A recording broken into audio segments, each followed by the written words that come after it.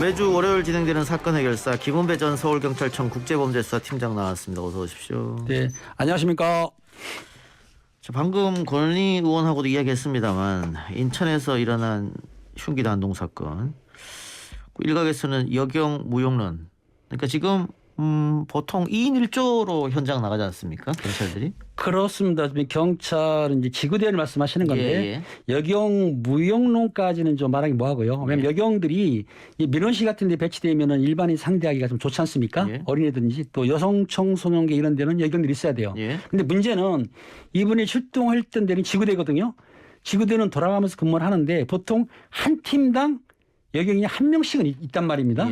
그런데 이 여경들은 사실은 남성처럼 완력이 세지를 못해요. 근데 이번 사건 같은 경우에는 층간소음이기 때문에 출동을 할 때 그 층간소음할 때 흉기가 있다고 생각을 못하고 일반적인 다툼으로 봤기 때문에 고참 남성 경찰하고 그다음에 이 여경은 사실은 1년, 2년밖에 했던 시참이에요. 사실은. 같이 갔던 거예요. 갔는데 그 사태를 파악해서 남성을 4층 남성을 돌려보내고 3층에 엄마하고 딸 여성만 있으니까 여경이 남아서 진술을 받고 그 남자 한 분은 1층으로 데려가서 남자 경찰이 얘기하고 있었는데 그 와중에 사건이 벌어진 거예요. 그렇다 한다면 칼을 들고 아내를 찌를 때 경찰 따지지 말고 여경 따지지 말고요. 그럼요. 경찰이 일단은 흉기를 꺼내면은 제압을 해야 됐습니까? 힘이 약하면 어떻게 해야 돼요? 갖고 있던 테이저건이라든지 3단봉을 사용했어야 되는데 불행하고도 이 여경이 그 생각을 못했는지 몰라도 그러니까 쏘면 되는데 이거를 구조를 요청한다고 1층으로 내려갔기 때문에 이 사단이 난 거거든요. 그래서 이거는 뭐 어느 분들은 뭐 여경 무용론이다 뭐 시스템이 잘못했다 하는데 그것보다는 현장에 출동했던 그 경찰관이 범인이 흉기를 꺼냈을 때는 어떤 일이 있어도 제압을 해야 된다. 내가 다치거나 혹은 큰 중상을 입더라도 그걸 제압해야 되는데 그런 사명감이 좀 부족한 것이다 라고 봐야 되겠죠. 근데 뭐 경찰은 당연히 국민의 재산과 안녕을 지킬 책임이 있는 거고 책임이 있죠. 의무가 있지 않습니까? 네네. 근데 우리 팀장님 말처럼 완력이나 체력이 안 되면은 어떻게 범인을 제압하겠느냐. 그래서 시험 칠 때도 외국과 동일하게 남경 여경 따지지 말고 똑같은 조건으로 체격 시험을 바꿔야 된다 이런 주장도 나오고 있거든요. 그런 주장도 한편으로는 일리는 있지만은요. 실제적으로 남성 기준으로 여경 체력 단련 시험을 보게 되면은 여성들이 합격할 확률이 거의 없죠. 많이 떨어진다. 문제는 여경끼리만 여자만 봐가지고 기준을 낮췄기 때문에 그건 맞아요. 한데 경찰관은 완력만 가지고는 되진 않습니다. 왜냐하면 머리도 써야 되기 때문에 완력이 최우선이 아니고 경찰 시험은 일단 필기에서 합격을 해야만 체력단을 보거든요. 시험을. 그러니까 공부를 많이 해가지고 필기 시험을 합격 안 하면 체력 시험을 볼 여지를 주지 않아요. 그러니까 일단은 공부를 해야 된다. 그리고 또 하나는 다행히 경찰에 합격을 해가지고 들어오게 되면은 교육기관이라든지 경찰에 근무할 때에는 체력 단련이나 체포수를 시켜요 저희가. 그리고 그 시험을 봐가지고 점수를 주거든요. 근데 그걸로 전부는 아닌데 지금 일부에서는 그러면은 여경을 뽑을 때 현장에서 건거하기 위해서 유도 선수만 뽑는다? 국가대표만 뽑는다? 이럴 수는 없지 않습니까? 근데 어떻든 이번 건에 대해서는 뭐 경찰 수사도 지휘해제 됐지만은 중요한 거는 경찰 사명, 즉 내가 경찰에 투신했으니까 국민의 생명과 재산을 보호하기 위해서는 내가 다치더라도 그냥 범인을 체포하기 위해서 몸을 던져야 되는데 현장에 출동했던 이 여경이 그런 사명감이 부족했기 때문에 직위해제도 했고 지금 감찰 조사를 진행 중인 거죠. 이 여경은 어떤 처벌을 받을까요? 지금 어쨌든 노년서장 직위해제, 경찰청장 사과, 대통령도 이례적으로 상당히 분노를 표시했던데 이 여경은 처벌은 안 받습니까? 어떻게 되는 겁니까? 감찰 조사를 할 건데요. 전문감사실에서 만약 이 여경이 그 당시에 체포를 하질 않고 그 범인을 도망갈 정도로 여유를 줬다고 한다면은 직무유기죄, 특수직무유기죄가 가능을 해요. 형사건이 되는데 당시에 여경이 뭐라고 했냐면은 구조 요청을 하기 위해서 1층으로 떼내려갔다. 그리고 어느 정도 피해자를 구조를 하려고 했던 것 같아요. 요거 이제 문제가 되는데 그러니까 만약에 진술을 받을 때 여경이 실제적으로 겁이 나서 직무를 회피했다고 그러면은 형사처벌도 가능한 거고 그 형사처벌 안 한다 하더라도 어차피 징계 처분은 받게 되는 거거든요. 징계 수위는 이제 결정을 두고 봐야 되겠죠.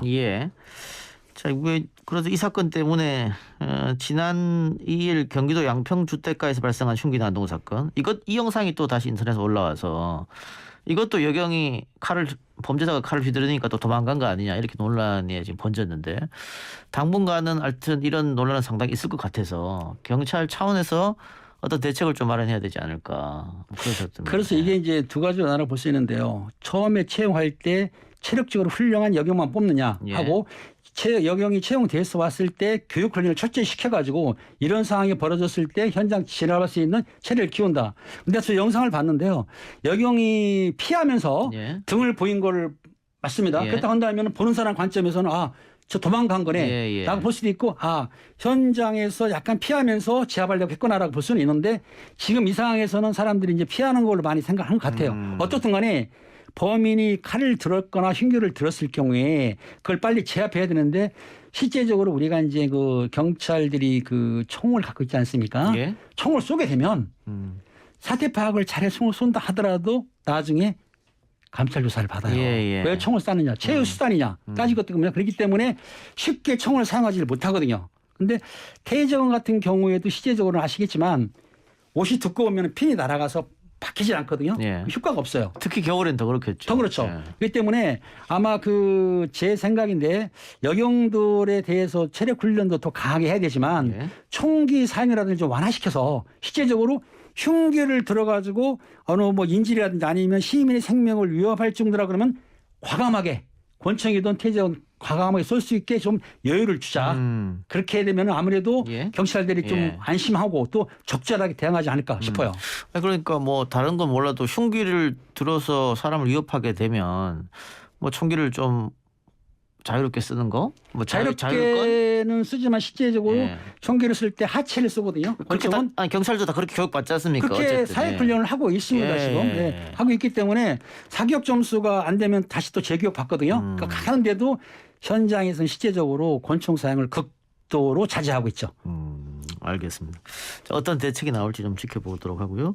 30대 여성이 전 남자친구가 휘두른 흉기에 찔려 숨진 사건이 발생했는데, 여기도 경찰 대응이 올바르지 못했다 이런 얘기가 있는데, 자, 설명 좀 해주시기 바랍니다. 이게 이제 문제가 된 게 뭐냐면, 실제적으로 그 남성 여성이 있었는데 6개월 전부터 헤어졌는데 계속 스토킹을 했어요. 여성분이 5번을 신고했는데 작년 2월에 신고한 거는 알다시피 스토킹 범죄가 올해 10월 21일 날 시행됐지 않습니까? 해당은 없었고, 올해 신고를 받아서 7일경에 실제적으로 경찰에서는 100m 접근 금지라든지 통신 접근 금지, 또 신변 보도 해줬어요. 해줘가지고 출퇴근도 시키고 있고 본인이 요청하면 해줬고, 또 저번에 9일경에는 남자친구를 만나가지고 카드도 뺏었고 그랬는데, 19일 날 갔을 때는 경찰한테 요청을 이 여성분이 안 했어요.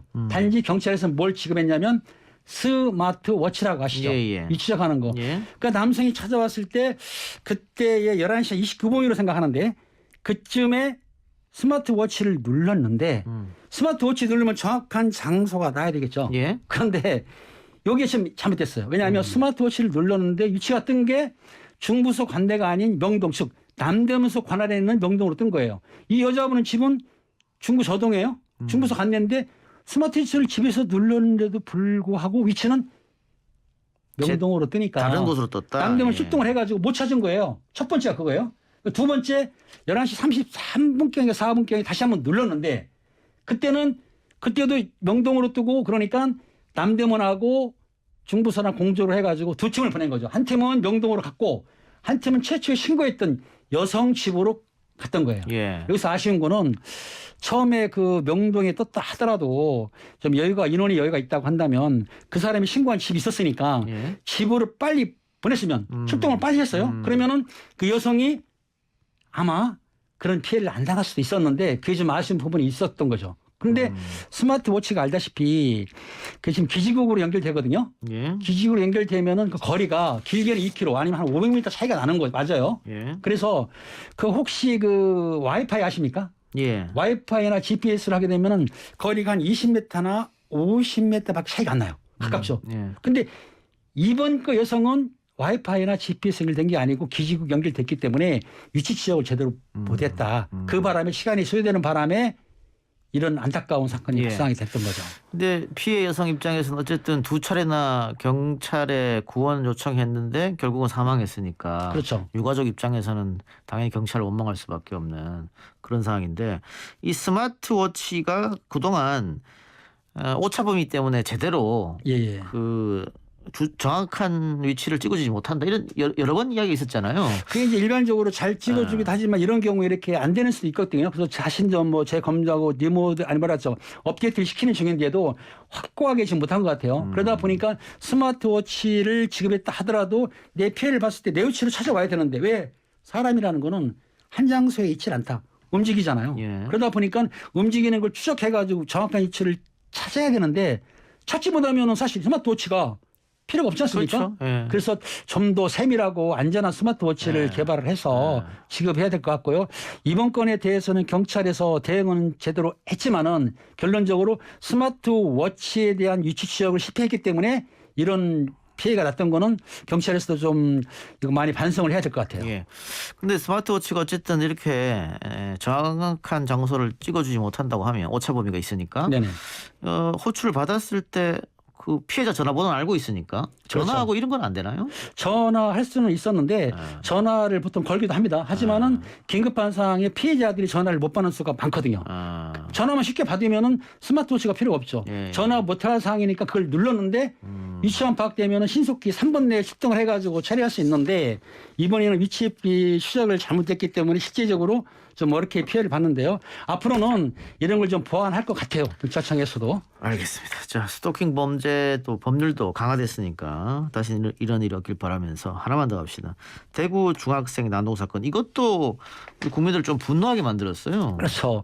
대구 중학생들이 이제 난동을 부리고 또 신고를 했는데도 불구하고 또 찾아가서 보복범죄식을 했어요. 그런데 알다시피 우리나라 법이 만 14세 미만의 청소년은 처벌하지 않습니다. 그런데 이 친구들이 그걸 알았다는 거예요. 학생들이. 그러니까 피해자의 말을 듣다 보니까 우리는 살인을 해도 교도소에 안 간다. 그렇게 말을 했다고 그래요. 얼마나 영합스럽습니까, 이 친구들이. 그런데 제가 소년반장 할 때 그 미성년자들도 조사한 적이 있거든요. 촉법도 했는데 중요한 거는 이 촉법 소년들이 죄의식이 없어요. 우리는 처벌 안 받아. 그 처벌 안 받는다는 게 아무것도 안 받는 걸로 알고 있는데 촉법소년이라 하더라도 우리가 그 보호처분이 가능하거든요. 1호부터 10호까지 보호처분 되기 때문에 뭐 9, 10호 이런 거는 소년원도 보내요 저희가. 보내고 약한 범죄는 부모한테 인계할 수도 있고 사회봉사 시킬 수도 있고 또 그리고 이런 단체 위탁 교육도 시키는데 중요한 거는 저희가 근무하다 보니까 14세 미만 학생들은 그런 소문이 들었는지 몰라도 아 우리는 아무리 죄를 위반해도 처벌 안 받아. 괜찮아. 그리고 보통 여러 명이 하거든요. 혼자 하는 것보다는 또 같이 하게 되면은 죄가 약해지니까 아무것도 아니야. 이런 식으로 오해를 하고 있어요. 그러다 보니까 실제로 이 촉법소년들을 입건해도 정권을 안 올라가니까 처벌이 약하니까 이게 만연화 되는 거죠. 그래서 제 생각에는 좀 촉법소년의 나이를 좀 한두 살은 낮춰야 되지 않을까. 이게 국민적 공감대가 되니까 낮춰야 될 것 같아요. 지금 만 14세니까 우리 나이로 하면 15, 16세쯤 되는데. 15세로 볼 수가 있죠. 그러니까 뭐 중학교 2, 3학년쯤. 그렇죠. 이거를 한 살 정도 낮추면 어떻겠느냐. 만 13세. 뭐 이런 얘기가 지금 나오고 있을 정인데. 어떤 이거는 법에서 바꿔야 되는 문제죠. 법으로 바꿔야 되는데 알다시피 지금 청소년들이 체력적으로도 크고 또 지적도 많이 상당히 향상됐기 때문에 옛날에 정했던 만 14세 미만을 제 생각인데요. 쟤는 13세, 12세 미만 정도로 낮추면 어떨까 싶은데 그거는 이제 공감도도 형성돼야 되고 국회의원들 이런 분들이 또 검토를 해가지고 법을 바꿔야 되니까 이게 문제가 있는 거죠. 자, 근데 촉법 소년은 만 14세까지인데 이 학생들은 촉법 포함되는 학생들도 있고 일반 미성년도 있는 거잖아요. 그 섞여 있다고 하는데요. 물론 이제 그 촉법 소년 아닌 소년들은 입건이 되고 성과도 올라갑니다. 소년을 보낼 수도 있고요. 그렇기 때문에 섞여 있지만 그렇다 하더라도 그 중요한 거는 그 나이 비슷한 또래들은 우리나라 법률이 나이가 어리면 처벌을 않는다더라라는 인식이 깔려 있어요. 대부분이. 자기들끼리 정보도 주고받고 하겠죠. 정보 한 사람이 알게 되면은 그쪽 일행들은 전부가 아는 거기 때문에 그럼 자기들의 어떤 그 공감대가 되는 거죠. 처벌 안 받는다는 거. 그래서 제 생각에는 그 판 법원에서도 그 이 보호 처분을 할 때 1호부터 10호까지 있는데 좀 강하게 처분을 좀 강한 쪽으로 생각을 바꿔야 되지 않을까 싶어요. 자, 이러다 보니까는 반성도 없고 더 기고만장해서 피해를 입은 분들한테 욕설을 하고 뭐 이렇게 되니까 좀 안타깝습니다. 예. 국회에서가 좀 움직여야 되지 않겠나 그런 생각 들고 오늘 그러면은 우리 반장님하고의 말씀은 여기에서 마무리하죠. 지금까지 김은배 전 서울경찰청 국제범죄수사팀장이었습니다. 고맙습니다. 감사합니다.